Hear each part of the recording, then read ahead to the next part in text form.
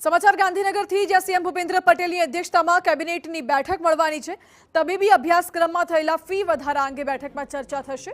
બેઠકોના allotment મુદ્દે થઈ રહેલા વિરોધ અંગે પણ ચર્ચા થશે। આ બેઠકમાં રાજ્યમાં આગામી દિવસોમાં વરસાદના અનુમાન અંગે પણ ચર્ચા થવાની છે। તો રાજ્યમાં થયેલી વાવણી અંગે પણ ચર્ચા થશે। શાળા પ્રવેશોત્સવ અને કન્યા કેળવણી મહોત્સવ અંગે પણ બેઠકમાં સમીક્ષા કરવામાં આવશે। સીએમ ભૂપેન્દ્ર પટેલની અધ્યક્ષતામાં બેઠક મળે છે।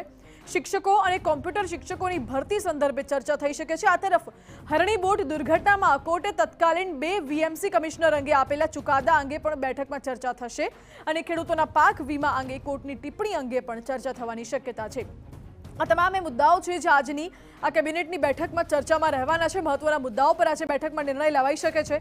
राजकोट अग्निकांड संदर्भे कोर्टमां सोंपायेला रिपोर्ट अंगे चर्चा थई शके छे।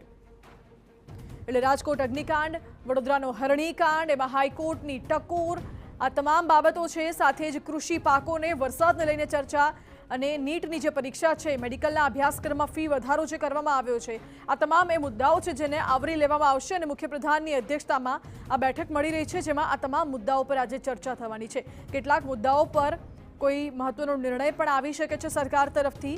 राज्य में थयेली वावणी अंगे पण चर्चा थवानी छे अने आगामी दिवसोमां वरसादना अनुमान अंगे पण चर्चा थशे। आ बेठकमां तो हरणी बोट दुर्घटना अंगे रिपोर्ट ने लईने पण चर्चा थई शके छे। तमाम केबिनेटना प्रधानो बेठकमां उपस्थित रहेवाना छे।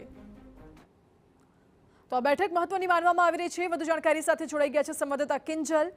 जी किंजल, मुख्यप्रधाननी अध्यक्षतामां आज केबिनेटनी बेठक मळी रही छे अने एक महत्वना मुद्दाओ आज चर्चामां रहेवाना छे। शुं कोई निर्णय आवी शके छे? બે મુદ્દા છે તે ખૂબ જ મહત્વના છે। પહેલા મુદ્દાની જો વાત કરવામાં આવે તો ખેડૂતોના પાક વીમા અંગે હાઈકોર્ટે ટિપ્પણી કરી છે અને જેને લઈને રાઘવજીભાઈને તાત્કાલિક ધોરણે દિલ્હી જવાની ફરજ પડી છે। દિલ્હીની અંદર પાક વીમાના જે ભાવો છે તેને લઈને ફરી એકવાર કેન્દ્ર સરકારના કૃષિ મંત્રાલય સાથે ચર્ચા છે તે કરવામાં આવશે, કેમ કે હાઈકોર્ટની જે ટિપ્પણી હતી તે ખૂબ જ વેધક હતી।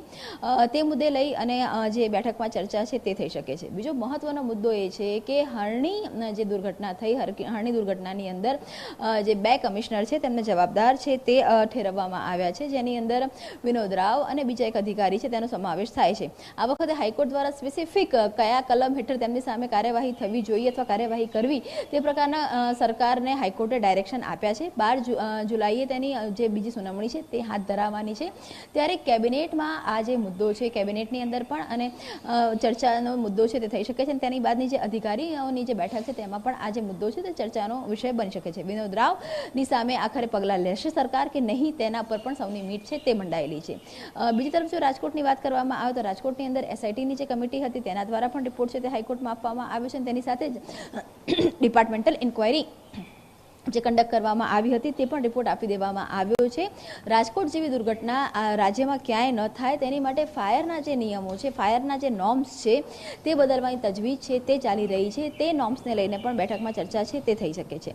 રાજ્યભરની અંદર શાળા પ્રવેશોત્સવનો કાર્યક્રમ પતી ચૂક્યા છે, ત્યારે આ પ્રવેશોત્સવનું મૂલ્યાંકન શું છે, આ પ્રવેશોત્સવની જે કહી શકાય કે જીસ્ટ શું છે તેના મુદ્દે પણ આ વખતે બેઠકમાં ચર્ચા છે તે થઈ શકે છે।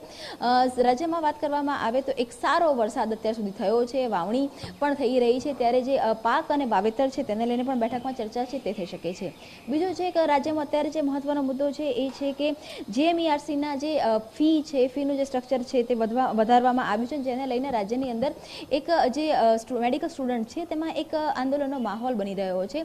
તો તેને લઈને પણ જે બેઠકમાં ચર્ચા છે તે થઈ શકે છે। એટલે આ 3 થી 4 મુદ્દા છે જેની પર બેઠકમાં ચર્ચા થઈ શકે છે। અને ખાસ કરીને મેડિકલની વાત કરવામાં આવે કે પછી હરણી બોટ દુર્ઘટનાની વાત કરવામાં આવે, આ 2 મુદ્દા પર કોઈ ચોક્કસ નિરાકરણ આવે તે પ્રકારની પરિસ્થિતિ પણ લાગી રહી છે। અને બેઠક બાદ રાજકોટના જે ટીઆરબી ઝોનના અસરગ્રસ્તો છે તે પણ મુખ્યપ્રધાન સાથે મુલાકાત કરવાના છે। ગત સપ્તાહ રાહુલ ગાંધી જ્યારે ગુજરાતની મુલાકાતે હતા ત્યારે અસરગ્રસ્તો રાહુલ ગાંધી સાથે મુલાકાત કરી હતી અને ત્યારબાદ મુખ્યપ્રધાન સાથે પણ આજે મુલાકાત કરવાના છે। એટલે કે તેમને જે માંગણી છે, તેમને વળતરથી લઈને તમામ વસ્તુઓ પણ તેમના મનની જે વાત છે, તેમની જે લાગણી છે તે આજે મુખ્યપ્રધાન છે તે સાંભળશે।